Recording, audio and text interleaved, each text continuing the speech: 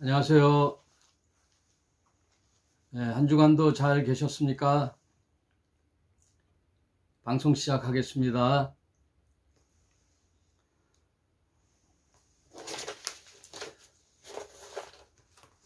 오늘은 이제 레위기를 마치고 민수기로 들어가겠습니다.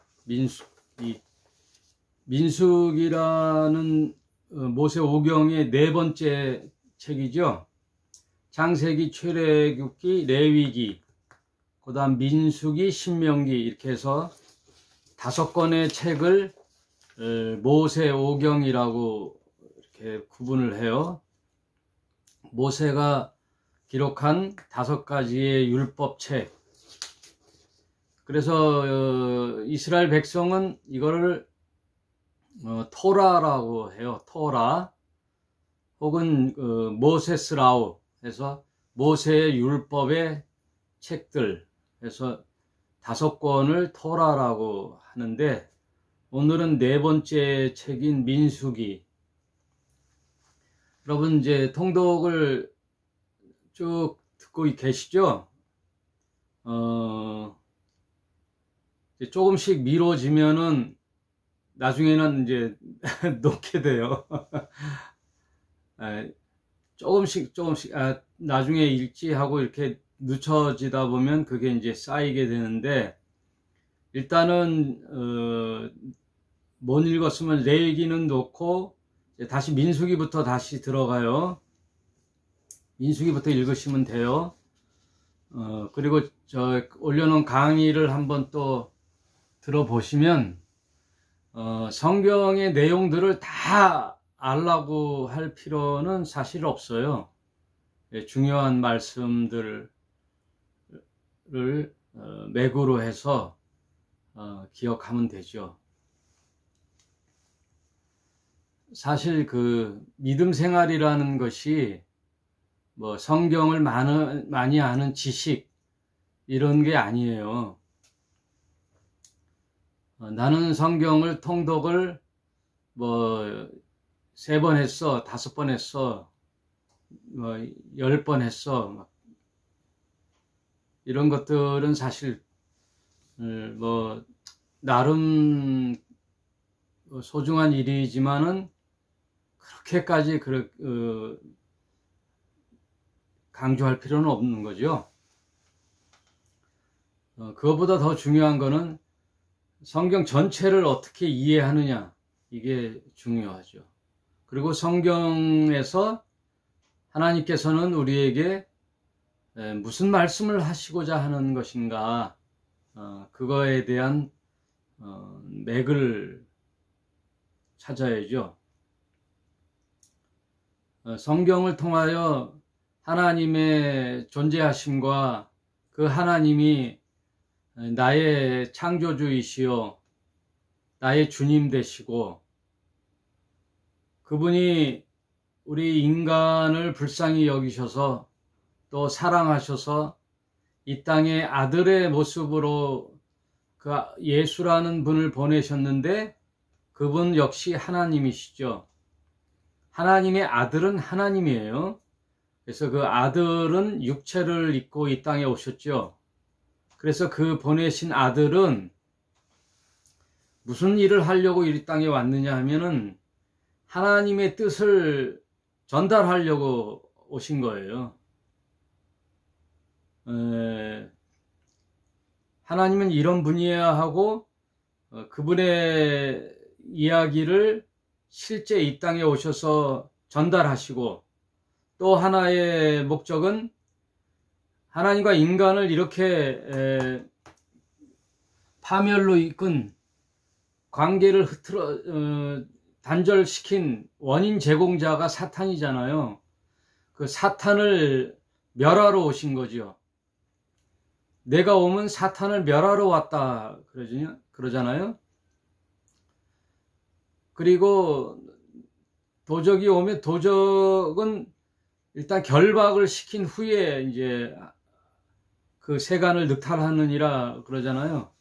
그런 것처럼 예수님이 이 땅에 오신 목적 중에 하나가 사탄의 영적 세계를 멸하러 오셨고, 이제 세 번째는 그 사탄이 저지러 놓은 죄의 세상, 그 죄값을 소멸하러 오셨죠. 죄를 사하러 오셨죠. 그래서 하나님의 논지는 이게 있어요. 사기를 친 사람은 용서가 없어요. 그러나 사기를 당한 사람은 용서가 있어요. 그게 무슨 말이냐? 사탄은 그래서 용서가 안 돼요. 하나님과 인간 사이에 개입해서 이간질을 해서 속인 자잖아요. 속인 자. 그러나 속임을 당한 자는 용서가 있어요. 그럼 계획이 없는 거거든요. 그래서 법적에서도 살인을 사전에 계획하고 모의했느냐, 우발적으로 순간 살인했느냐에 따라 법적 형량이 달라져요. 그러니까 하나님의 법칙에서도 계획적이냐 아니냐, 내가 실수로 속았느냐, 이거에 따라 또 달라집니다. 아무튼 그 하나님과 인간 사이에 벌어진 것이 죄거든요. 성경적 죄의 그 개념은 하나님과 관계된 거예요. 내가 이 세상에 살 때도 죄를 안 짓고 사는 사람이 될 수 있잖아요. 착하게 아무 죄 없이, 죄 안 짓고 착실하게 법을 잘 지키면서 살아가는 사람, 그러면 그 사람은 죄가 없느냐? 그런 의미가 아니죠. 성경에서 말하는 죄는 하나님과 관계된 거예요. 하나님과 관계가 회복됐느냐, 하나님과 아무 관계가 없느냐, 이게 죄예요.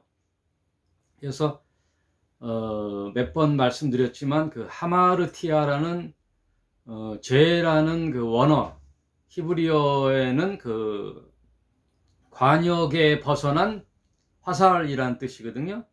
그러니까 하나님과 초점이 어그러진 거죠. 하나님과 관계가 벗어난 거죠. 하나님은 창조주이시요 인간은 피조물인데, 인간이 그 피조물의 자리를 벗어나 창조주의 도전을 하게 됐잖아요. 그러므로 창조주의 원뜻인 목적에서 벗어난 거잖아요. 그게 죄예요. 하나님 없이 내가 스스로 살아가는 자세, 하나님 필요 없어, 내가 내 지혜로 내 경험으로 살 거야 라는 그런 마음의 자세가 죄예요. 그러니까 하나님과 관계없이 이 세상에 살면서 죽어서는 천국에 가려고 그런다, 그건 말이 안 되는 거죠. 착하든 안 착하든 천국에 누가 사세요? 하나님이 사시는데 하나님과 아무 관계없이 산 사람이 하나님 나라에는 왜 가요? 아무튼 예수님이 이 땅에 오신 것은 그 죄를 사러 이 땅에 오셨죠. 죄를 갚는 거죠. 이 갚는다는 말, 대속 제물, 리뎀션, 이 말은 이제 법적 용어로서 값을 치른다는 뜻이에요. 예를 들어 집을 나간 가출한 딸이 도시에서 수렁에 빠져서 이 집 저 집 전전하다가 점점점 그 죄의 수렁에 빠지잖아요. 그래서 악의 소굴에 들어가 자기 몸값을, 그러니까 어느 곳에서 어느 곳으로 팔려갈 때에는 더 붙이잖아요. 500만 원이면 1000만 원. 그 몸값으로 넘기거든요. 그래서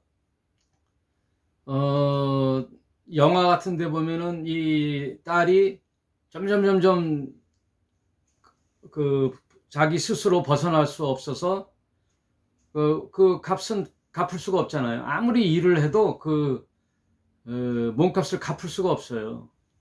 왜냐면 노동력 착취를 하니까 그 포주들이. 그래서 술집으로 쭉 빠지다가 하다못해 저 시골에 있는 포구의 선창가에 몸이 팔려가는데, 거기서 술집에서 일할 때에 그 아버지가 그 딸을 찾아서 묻고 물어 딸의 행방을 찾으러 다니잖아요. 가출한 딸을 잊어버리고 목구멍에 밥이 넘어가는 부모가 어디 있겠습니까? 그래서 딸을 찾고 찾아 결국 찾아낸 그 바닷가의 선술집에 딸을 발견했을 때 어떻게 해요? 이 아이의 몸값이 얼마예요? 1,000,000원이다 그러면 그 아버지가 그 1,000,000원을 지불해야 그 딸을 구출해낼 수 있죠. 그런 것처럼 이제 비유가 이제 그런 비유인데, 하나님께서도 인간의 죄값을 인간에게 묻지를 않으셔요. 인간은 갚을 수가 없어요, 이 죄값을. 그래서 아들 대신 예수가 이 땅에 오셔서 아버지가 갚는 거예요. 그 아버지가 죄값을 갚는 일은 구약 내내 우리가 레위기에서도 배웠고 창세기에서도 있었잖아요. 아담과 하와 대신 그 옆에 양이 있어 그 양의 가죽옷으로 그 죄값을 덮어주고, 양은 그 가죽옷을 주는 피의 대가를 치르잖아요, 짐승이. 그래서 짐승의 피의 대가로 제사함이 있다라는 거예요. 구약에 보면은 피는 생명이요, 그 피가 죽음을 대신하거든요. 그래서 레위기에서 우리 일찍이 공부했듯이 레위기의 전체 사상이 그거잖아요. 5대 제사법이 짐승의 피를 드린 제사를 통하여 하나님이 만나 주시잖아요. 하나님이 이렇게 잔인하신가? 그런 게 아니에요. 어떤 그림이에요. 예표라 그랬잖아요. 예표학, 타이폴로지, 타입. 이런 타입이라는 타이폴로지라고, 예표학이, 구약은 다 오실 그리스도에 대한 예표예요. 그래서 그림자로서 이제 구약의 내용들, 그 이스라엘을 통한 역사들이 다 신약의 실체로 오실 예수님을 상징하는 말들이에요. 그래서 예수님이 이 땅에 오셔서 우리를 위하여 십자가에 죽으시고 피 흘리시고 그 죽음이 헛되지 않음을 친히 부활하시면서 생명의 첫 열매가 되는 거예요. 십자가로만 끝나면 아무 소용이 없죠. 네. 그 죽음의 권능을 잡고 있는 사탄을 멸할 수 있는 원천은 죽음을 이기는 부활. 그래서 예수님이 부활의 우리의 첫 열매가 되는 거예요. 그래서 예수님이 우리의 맏아들이 되는 거예요. 그래서 우리 믿는 자로 보면 예수님이 맏형이에요. 맏형. 맞이. 맨 앞에 맞이. 그 맞이를 붙잡고 가는 거예요. 그래서 구약에는 장자의 사상이잖아요. 항상 초태생과 첫 것은 내 것이다 그러거든요. 하나님이.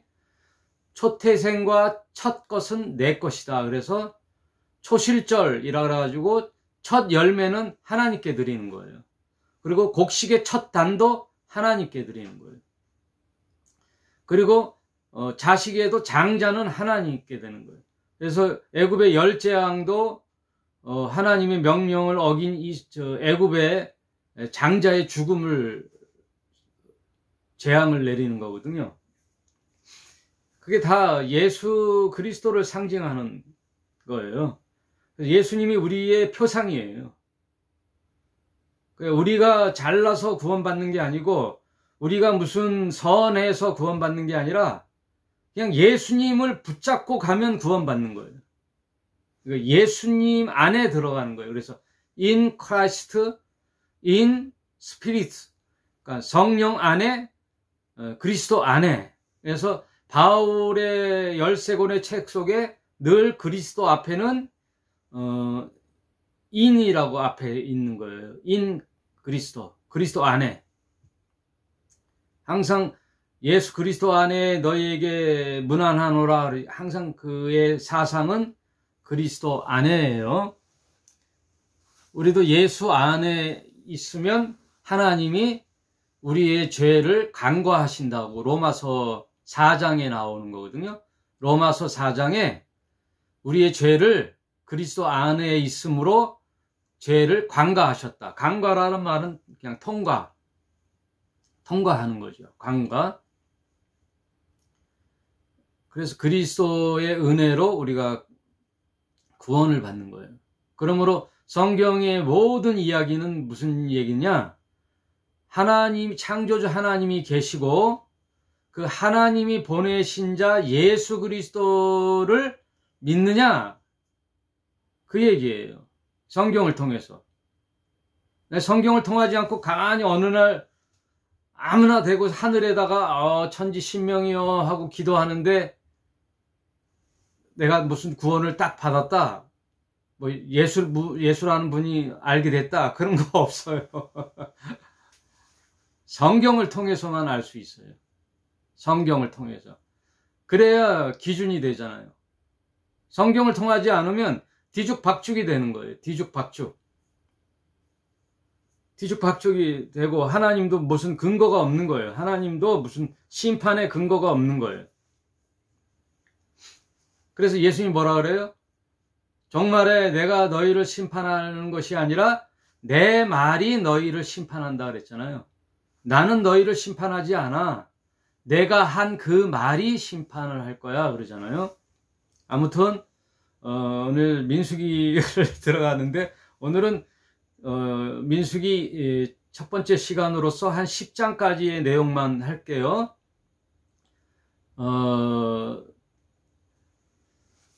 예수를 아는 거예요. 성경을 통해서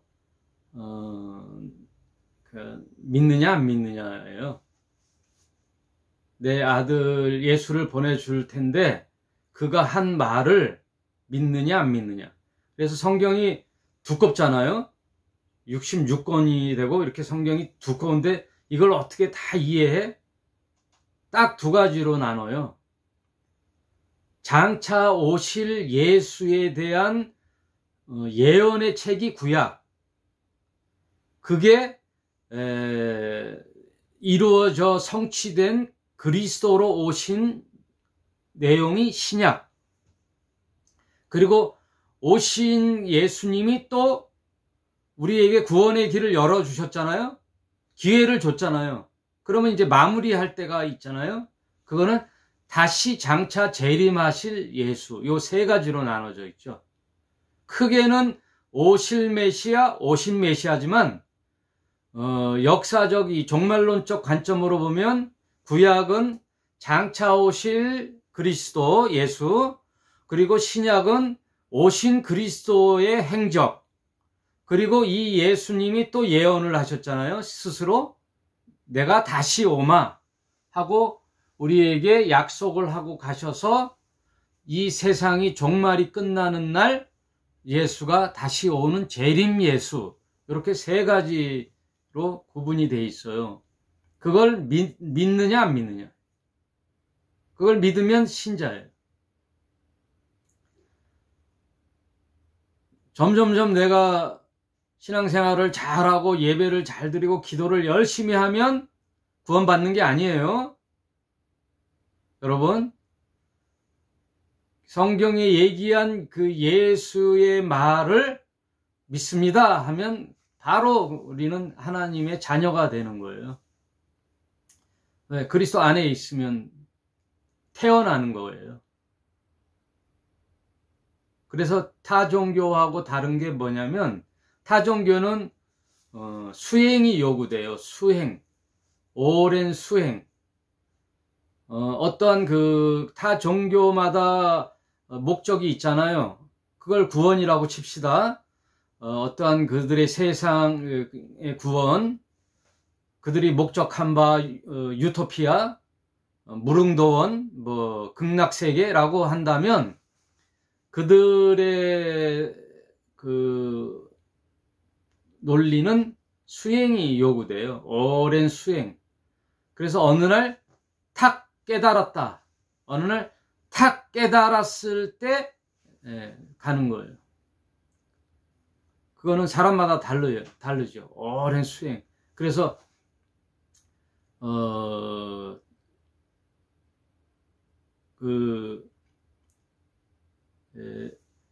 기독교하고 다른 점은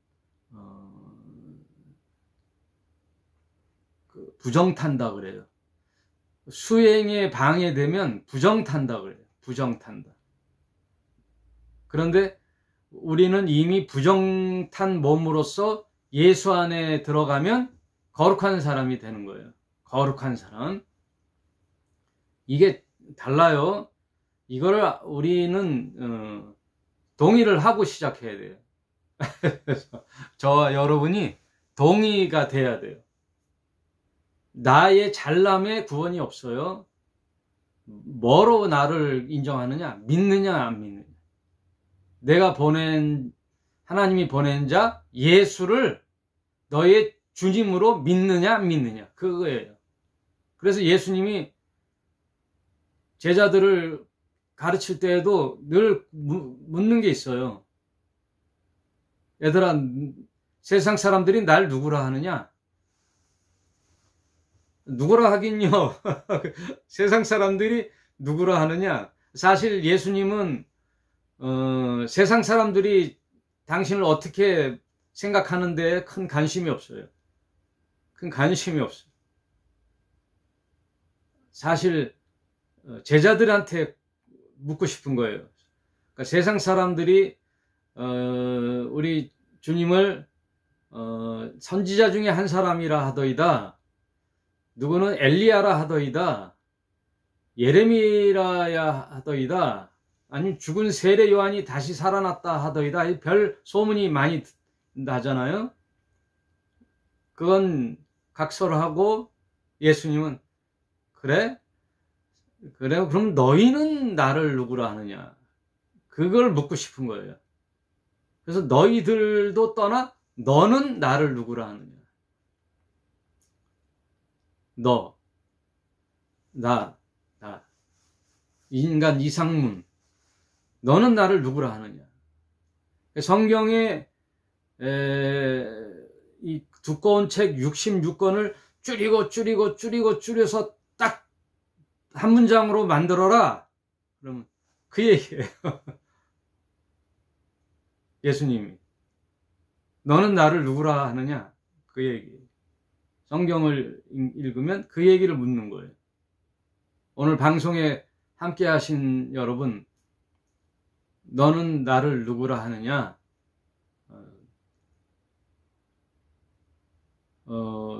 훌륭한 인류 역사의 선생님이죠. 이렇게 대답하면 70점, 80점이 아니에요.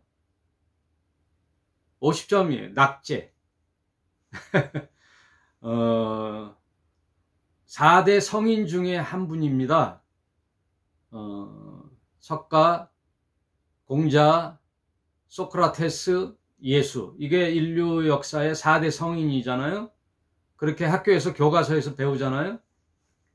예, 다 훌륭한 선생님 중에 그래도 뛰어난 우리 예수님은 성인 중에 한 분이죠.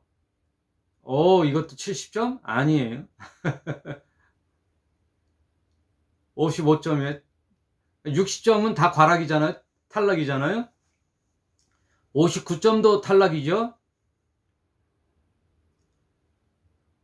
그때 베드로가 툭 튀어나오죠. 그 베드로라는 말은 그 예수의 제자의 베드로가 아니에요. 나예요. 나를 대표해서 물어보는 거예요. 나 대신 물어보는 거예요. 2000년 전에 내가 그 자리에 없었잖아요. 그러니까 오늘날 성경을 읽는 독자로서의 베드로는 나야죠. 이걸 천주교에서 모른다니까. 예? 로마 카톨릭에서 이걸 몰라요. 이렇게 간단한 걸. 베드로가 어떻게 교황이에요? 나지.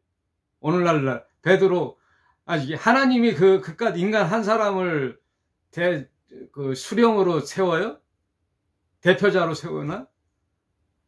모든 인간은 하나님 앞에 똑같아요. 그냥 목사고 장로고 교황이고 사제고 없어요. 그냥 다 똑같아요. 오늘 민수기를 못 들어가네. 그냥 다 똑같아요. 그래서 다른 종교를 폄하하는 게 되는데, 사실 천주교에서의 치명적 맹점이 뭐냐? 교황제도예요. 교황제도면서 사제들의, 신부들의 독신제예요. 그게 천주교를 망하게 하는 거예요. 교황제도와 신부들의 독신제도가 천주교를 망하게 하는 거예요. 아니, 목사님, 그래요? 왜 그렇죠? 천주교는 그래도 개신교 목사보다 훨 낫던데요, 신부님들이. 결혼도 안 하고 평생 자신을 바쳐서, 일생을 바쳐서 헌신하잖아요? 그래서 그게 맹점인 거예요, 그게. 예? 그게 맹점이에요. 뭔가 다르다라는 게 허점이에요. 우리는 사제들이 뭐예요? 신부들이잖아요. 신부들이 예전에는 성경이 이렇게 오늘날 흔하게 우리 손에 볼 수 없는 시대에는 라틴어로 돼 있거든요. 왜냐하면 성경 한 권이 10몇 억씩 했던, 그러니까 필사, 이렇게 손으로 썼던 성경이 어떤 성당에는 한 권도 없었으니까. 그리고 라틴어로 돼 있어가지고 전문적으로 신학 공부를 한 신부들이나 이걸 해석할 수 있고, 사제들만의 소유였거든요. 성경 해석은 사제들만의 소유, 권한. 그리고 일반 평신도들은 그냥 듣는 자들. 그래서 가톨릭 초기에는 신부들도 결혼을 했다가 그레고리 메세드라 그 교황의 교지에 의하여 신부 독신제가 선포됐어요. 성경에 사제나 신부들이나 무슨 독신제가 어디 있어요? 인간이 만들어낸 제도예요. 교황의 교지로 인하여 신부의 독신제가 선포됐어요. 그 말은 무슨 말이에요? 일반 평신도하고 사제와의 이 간극은 어마어마한 자리라는 거예요. 너희들이 범접하지 못할 수준의 자리에 있는 자들, 그러므로 특별한 존재들이라는 거예요. 특별한 존재들, 하나님과 관계하는 특별한 존재들. 그러니까 하나님과 평신도 인간 사이의 매개체, 사제, 영매, 이건 성경의 치명적인 약점이에요. 성경을 해석하는 치명적 약점. 가톨릭에서. 개신교도 그걸 따라하지요. 왜냐하면 가톨릭에서 나왔잖아요. 로마 카톨릭을 프로테스탄트, 개신교가 프로테스탄트라는 말은 이제 개혁, 저항하다, 개혁해서 나온 게 개신교잖아요. 그런데 완전히 개혁한 게 아니라 의식의 몇 가지들은 이제 다 포용을 했다고요.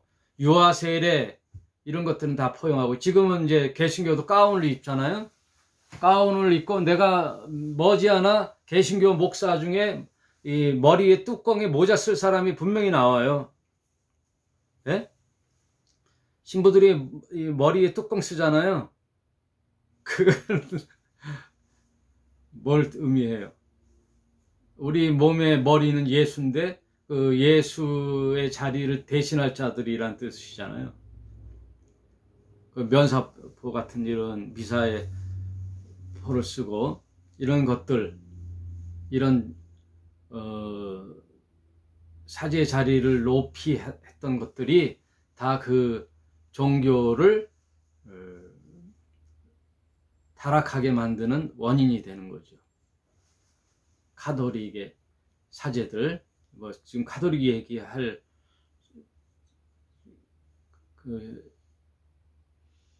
할 일이 아니죠. 지금 개신교가 엉망진창이 됐는데, 개신교 목사님들이 일반 성도들과 하나님 사이에 제사장으로 군림을 해서 목사들을 힘들게 하거나 목사에게 뭐를 하면 저주받는단 말이 뭐 횡행했어요. 아직도 그걸 믿는 사람도 있다 그래요. 하나님 대신. 그래서 목사를 뭐라 그래요? 사자라 그러잖아요. 사자. 하나님의 사자. 네. 하나님의 대언자.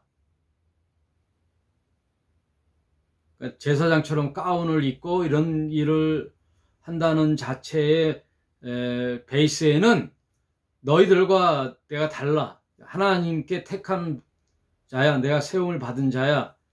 이런 게 이 민수기에도 나와요. 모세를 통하여 그런 게 나옵니다. 아무튼 정리를 할게요. 예수님을 나의 주님으로 믿느냐? 그 이야기를 성경이 내내 그 얘기를 물어보는 거예요. 그러면 그게 첫째요. 믿었다. 그러면 하나님과 나가 하나가 되는 거죠. 예수님의 제자가 되는 거죠. 예수님의 제자가 됐다는 말은 뭐냐면 예수님의 행적과 사상과 그의 일생을 본받아서 나도 예수님처럼 살겠습니다 라는 게 예수의 제자예요. 그냥 말로만 나는 예수님의 제자입니다 하는 게 아니에요. 그거는 뭐 구원하고 관계없어요. 믿습니다 하면은 구원이 된 거예요. 그러면 그 믿음이 온전한 믿음, 신실한 믿음, 정직한 믿음이 되려면 삶으로 그렇게 나오는 거지요. 자연스럽게 삶으로 나오는 거예요. 그래서 요한복음 15장 포도나무에 달린 가지는 저절로, 절로 열매를 맺느니라 그러는 거죠. 그러므로 이제 제자가 된 우리는 뭐 하겠어요? 여러분, 이 땅에서 뭘 먹을까? 뭐 입고 살까? 먹고 살고 있고 의식주에 골몰해서 살질 않잖아요. 그게